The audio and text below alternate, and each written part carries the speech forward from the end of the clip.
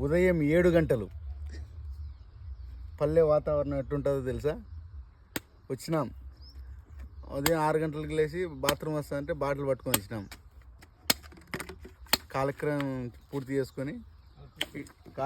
పూర్తి చేసుకొని ఇటు చూస్తే మన తమ్ముడేమో తాటలింజలు కొడుతున్నాడు.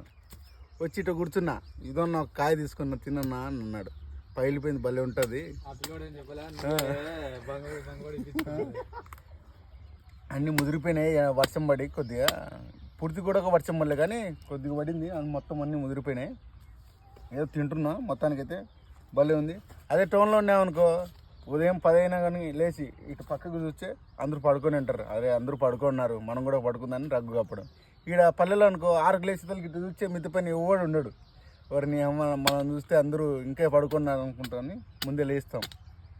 అందుకే పల్లె వాతావరణం చాలా బాగుంటుంది.